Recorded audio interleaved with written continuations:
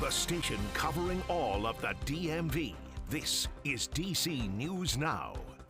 Well, good afternoon, and thank you for joining us for the news at noon. I'm Mark Hall. Weather forecaster Brittany Ward is in for Damon Matson this afternoon, and she joins us with the latest check on the forecast. And Brittany, we were talking just a few moments ago.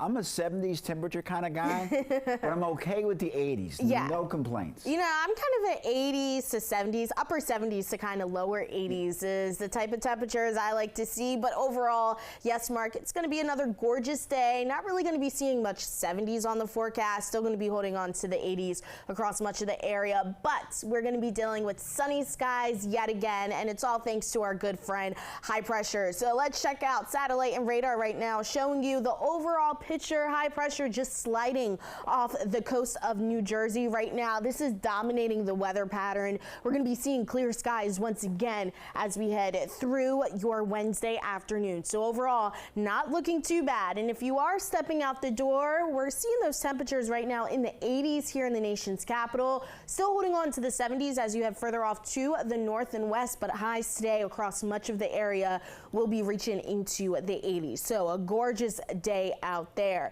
Now, as we look ahead, we'll continue to hold on to those sunny skies as we head through the rest of your afternoon. Going to be holding on to the mid 80s right around 4 o'clock. Clear skies as we head into the overnight hours once again. Looks like around 9 o'clock tonight we can start to see those temperatures dipping down into the 70s with those overnight lows closer to the district hitting the lower 60s. A quick look at that 3-day forecast. Lots of sunshine to talk about as we head through your Wednesday, but then towards the end of the week we start to see a few clouds begin to roll their way in. It looks like we'll still be quiet for the most part, but we are tracking some showers, Mark, in that 7-day forecast. So keep it here. We'll talk more about that in just a bit.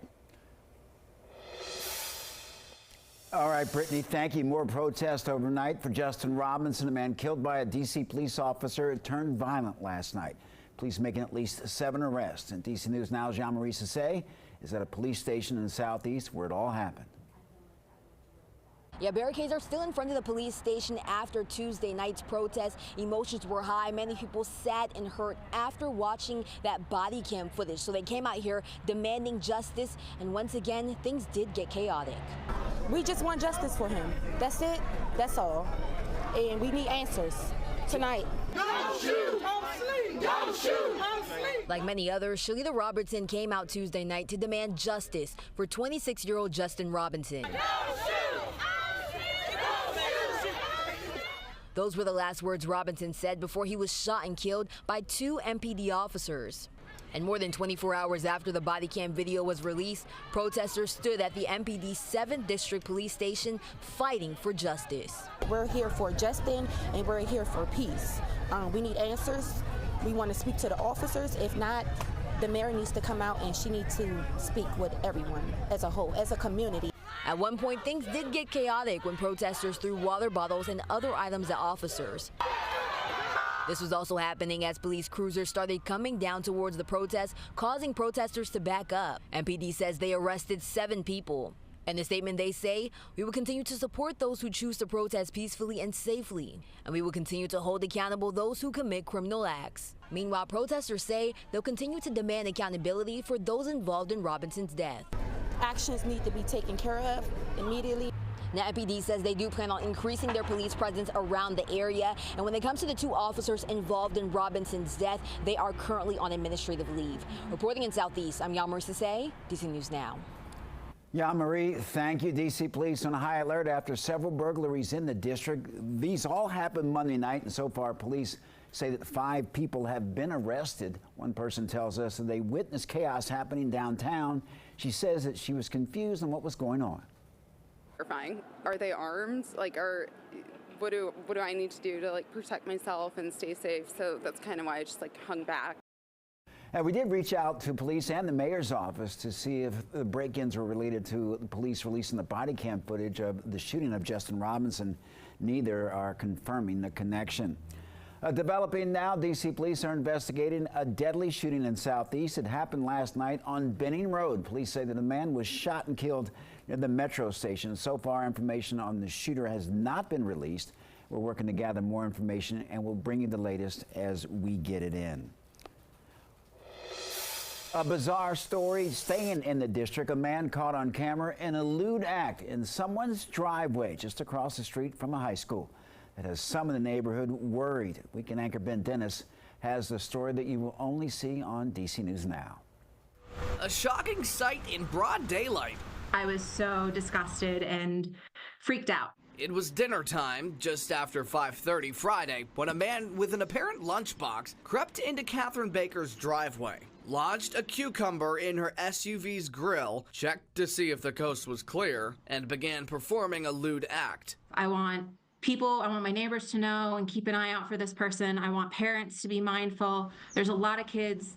They're high school students. They walk by themselves to and from school. The alley where this happened is a stone's throw from Dunbar High School. Just children walking around. You just have neighborhood kids, elementary school, middle school, and high school. Right. So it's just a kid-friendly neighborhood, so definitely want to get him out of the way. The police report then details what's also quite clear in the video. The suspect chose to keep going, this time in plain view, and even appearing to notice the camera, recording the whole thing before putting the vegetable back in the lunchbox and walking away. It was that eye contact that really unsettled me because it then continues for longer than one would imagine.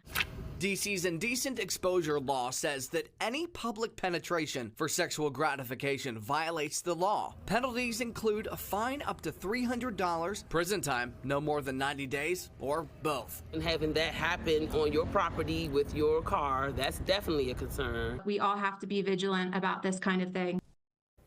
And Baker says she has never seen this man before. And take a look on your screen. DC police are looking for the suspect right now. And if you have any information, you're asked to give them a call. Bethesda woman is dead after her brother is charged with her murder. Police found Shannon Barnett's body last night at a home on Waste Lake Drive near Montgomery Mall. Her brother Devin Miller is being held without bond. Medical examiner will determine her cause of death. So far, no word on a motive. Fairfax County passed new restrictions on data centers. The restrictions were passed yesterday by an 8-2 vote. New measures will now regulate where data centers can be built. Virginians living in the county say that the changes are needed, while others say it could hurt the people living there. And it's in Fairfax County, but I think it's a good idea to have them regulated. Additional taxes from data centers to lower property taxes, to not impose a meals tax, which is something that they're looking at. Fairfax County currently has 3 million square feet of data centers. The first debate between Vice President Kamala Harris and former President Donald Trump is in the books. For 90 minutes, both candidates were given the opportunity to address issues that Americans care about. National correspondent Basil John has the highlights. It was the first time both candidates met on the debate stage, and Kamala Harris and Donald Trump were quick to exchange blows. It started with a formal handshake. Kamala Harris. Let's have a good debate. See you. Have fun. Thank you. And quickly went to both Kamala Harris and Donald Trump, taking hits at each other. The worst vice president in the history of our country. Donald Trump was fired by 81 million people. Both candidates criticized the other when questioned on inflation and the economy. She doesn't have a plan. Donald Trump actually has no plan for you. Abortion rights is a major concern for Harris. The government and Donald Trump certainly should not be telling a woman what to do with her body. While Trump defended the overturning of Roe v. Wade, saying it is better to make it a state issue. The Supreme Court had great courage in doing it, and I give tremendous credit to those 6 justices. Border security is a key issue for the former president. Millions of people to come into our country, many of them are criminals. But the vice president called out Trump for convincing Republicans to sink the bipartisan immigration bill. He'd prefer to run on a problem instead of fixing a problem. After the debate, the Harris campaign said the vice president wants another debate with the former president. Trump's response was, it's because they lost. Reporting in Washington, I'm Basil John. All right, thanks to Basil. Taylor Swift is endorsing Harris's presidential run. Swift says that she's backing the vice president because she fights for the rights and causes that I believe need a warrior to be the champion for them. Now, Swift made the endorsement after watching the debate, and she called herself a childless cat lady in reference to past remarks from Republican vice presidential nominee J.D. Vance.